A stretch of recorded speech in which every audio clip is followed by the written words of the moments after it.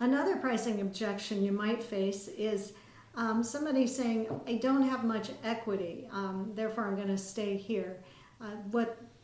This is probably more of a financing objection, but you might want to ask some clarifying questions before you dive in and try to solve everything.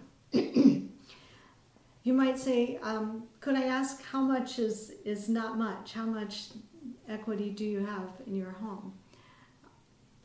And the other thing you might want to dig into is where did they get this information? I mean, it might not be true. It might be an idea they have. They might have no idea how much their home is worth in today's market. They might have a lot more equity than they think. So dig in a little bit before you start handling this objection. But once you do, treat it as a financing objection.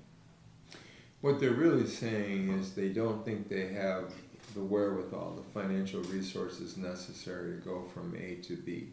And that may be true, but in most cases, especially in today's rapidly appreciating markets for the last few years, there's probably more than enough, okay?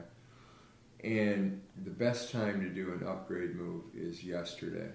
People will argue with you about rates, but truth be told, you could buy and refi. Let's say that interest rates are going to go down in 2 or 3 years. They can buy it now at today's prices, and if interest rates go down, as we suspect they will, appreciation is going to go up, and they're going to be in a better position to move now than they would be 2 or 3 years from now. This is normally not a good idea for them to sit there and wait until they've accumulated some additional equity.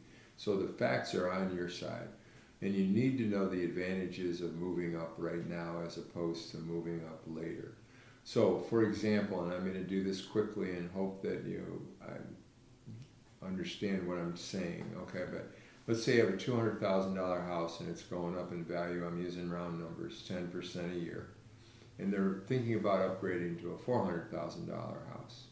And that house is appreciating at the same rate. So for the next 2 years, that $200,000 house in a 10% market is going to go up about $40,000. The $400,000 house is going to go up 10%, $80,000. So by waiting for 2 years, they're going to lose $40,000 in equity, and it's just going to become more problematic and more difficult and challenging for them to do the upgrade. So treat this as a financing objection. Again, take a legal pad, take your time, work your way through it. The object of the game is to show them, if it's there, that they have more than enough equity to do this upgrade move right now. Because I cannot think of a time when it was not in their best interest to do so. So demonstrate the profit in the upgrade move by writing things out a little bit for them. Again, $200,000 house, $400,000 house. If they're both going up in value at the same time, they're losing money every month.